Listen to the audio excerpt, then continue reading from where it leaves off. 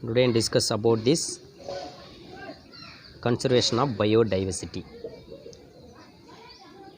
உயிரிய பல்வகைமையை பாதுகாத்தல். First of all, we will see definition. Conservation of biodiversity is the management of biodiversity of the biospheres so that maximum benefits are derived by the present generation and substantial potential is the preserved for the future generation. இந்த biodiversity அப்படின்னா உங்களுக்கு தெரியும், plants, animals, microorganisms including earth. ஓகேவா? இதெல்லாத்தையும் சேர்ந்து தான் நம்ம பயோடைவர்சிட்டிங்கிறோம். இதை நம்ம சேவ் பண்ணுவதன் மூலம், பாதுகாப்பதன் மூலம் ஃப்யூச்சர் ஜென்ரேஷன், நம்மளுடைய வருங்கால ஜென்ரேஷனுக்கு மிகவும் பயனுள்ளதாக அமைகிறது. ஓகேவா? அதனுடைய objectives. The some following objectives given below. First of all, to utilize natural resource, to maintain ecological balance, to allow continuation of natural process, to safeguard the life supporting system, to avoid the extinction of species. ஓகேவா? இதனால் என்ன ஆகுதுன்னா, இதை பாதுகாப்பதன் மூலம் நம்மளுக்கு natural, இயற்கையாகவே கிடைக்கக்கூடிய ஆற்றல்கள் நம்மளுக்கு கிடைக்குது. ஓகேவா? டு மெயின்டைன் ஈகாலஜிக்கல் பேலன்ஸ், இதனால் சூழ்நிலையில் ஒரு சமமான நிலை ஏற்படுகிறது. அது மட்டும் இல்லாமல் நேச்சுரல் ப்ராசஸ் இயற்கையாகவே நடைபெறக்கூடிய அனைத்து செயல்களும் நன்கு நடைபெற்று கொண்டிருக்கும். அதனால் நம்மளுக்கு அனைத்து விதமான பயன்களும் கிடைக்கும். அதனால தான் நமக்கு லைஃப்பில் ஒரு சப்போர்ட்டிங் சிஸ்டம் இதனால் கிடைக்கிறது. அதில் உள்ள ஸ்பீசிஸு இதெல்லாம் நம்ம பயோடைவர்சிட்டியை பாதுகாப்பதன் மூலம் அதில் உள்ள ஸ்பீசிஸ், சிற்றின உயிரினங்கள்லாம் காக்கப்படுகிறது. ஓகேவா? அடுத்தது types of conservation of biodiversity. Mainly there are 2 types of biodiversity conservation. First one is in situ conservation. Second one is ex situ conservation. In situ conservation meaning within the habitat. Ex situ conservation meaning outside the habitat. First of all, we will see the in situ conservation. In situ conservation அப்படின்னா என்னன்னா, definition பாருங்கள். It is involves production of flora and fauna. ஃப்ளோரானது தாவரம், ஃபானான்னா விலங்கு. ஓகேவா? தாவரங்கள் மற்றும் விலங்குகள். With the natural habitat along with the all other species. ஓகேவா? அதாவது தாவரங்கள் மற்றும் விலங்குகளை அதன் இயற்கையான சூழ்நிலையிலே, இப்போ ஃபாரஸ்ட்டில் காணப்படுகிறதுனா அதே சூழ்நிலையிலேயே அதை நம்ம பாதுகாக்கிறோம்.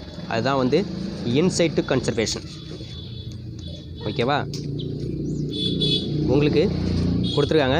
அட் ப்ரெசண்ட் இந்தியா என்னென்னலாம் காணப்படுது?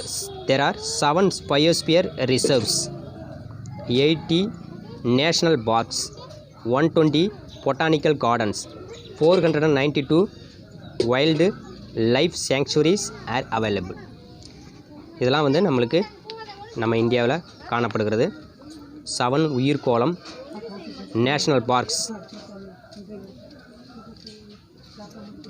தாவரவியல் தோற்றங்கள், பொட்டானிக்கல் கார்டன், நேஷ்னல் பார்க், தேசிய பூங்கா, வைல்ட் சாங்சுவரிஸ், சரணாலயங்கள். ஓகேவா? இது எல்லாமே நம்மளுக்கு இந்தியாவில் இயற்கையாகவே காணப்படக்கூடிய பயோடைவர்சிட்டி. ஓகேவா? அதில் வரக்கூடிய இன்சைட் டு கன்சர்வேஷன். ஓகேவா? இதெல்லாம் இயற்கையாகவே அமைந்து காணப்படுகிறது. அதில் எந்த ஒரு ஸ்பீசிஸும் நாம் போய் நம்ம டைரெக்டாக ப்ரொடெக்ட் பண்ண வாய்ப்பே கிடையாது. அது இயற்கையாகவே வளரக்கூடியது. Next ex situ conservation. Ex situ conservation என்னது? அவுட் சைட். For example, it involves protection of flora and fauna outside the natural habitats. அதாவது செயற்கையாகவே ஒரு ஹேபிட்டட் வாழ்விடத்தை வந்து உருவாக்குறது.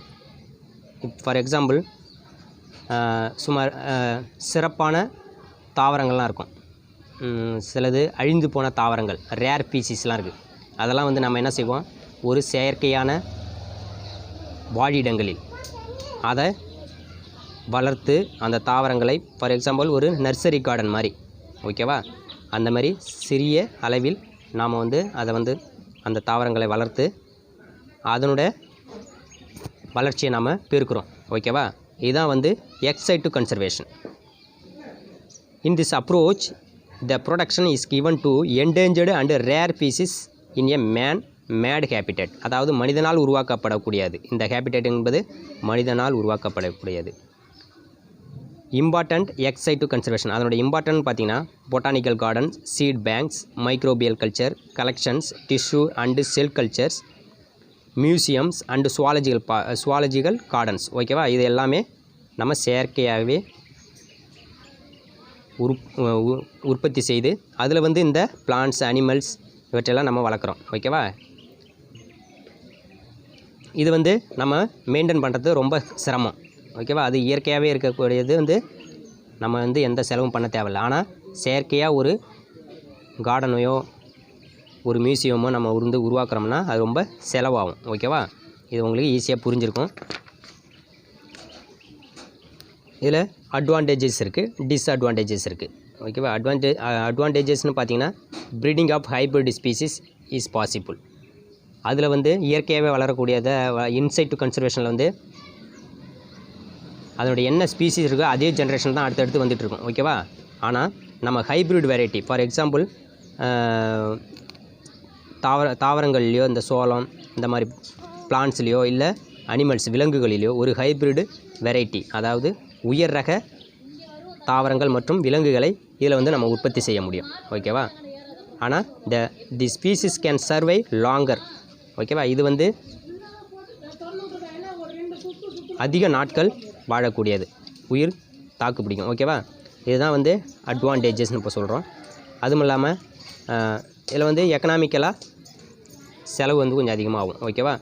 அது டிஸ்அட்வான்டேஜஸ்னு பார்த்திங்கன்னா it is an expensive method. இது வந்து என்னது, எக்ஸ்பென்சிவ் மெத்தட். இது வந்து பொருளாதாரம் இருந்தால் தான் செய்ய முடியும், இல்லைனா முடியாது, ஓகேவா. அதுவும் இல்லாமல் the freedom of wild life is lost. அது மட்டும் இல்லாமல் இதில் வந்து அனிமல்ஸுக்கு வந்து என்னென்னா விலங்குகள் வந்து ஃப்ரீயாக வந்து வாழ முடியாது, ஓகேவா. அப்படி சுதந்திரமாக இருக்க முடியாது. இதுதான் வந்து ex situ conservation and in situ conservation, ஓகேவா. ஒரு தாவரத்தையோ அல்லது விலங்குகளையோ அது நேச்சுரலியே, அது இயற்கையான சூழ்நிலையே அதே இடத்துலையே அதை நம்ம வந்து பாதுகாத்தோம்னா அது இன்சைட் டு கன்சர்வேஷன். ஒரு தாவரத்தையோ அல்லது விலங்கையோ அதை நம்ம வந்து ஒரு குறிப்பிட்ட இடத்துல நாம் வந்து ஒரு வாழ்விடத்தை உருவாக்கி அங்கே வந்து நம்ம வந்து அதை வந்து பாதுகாத்தோம்.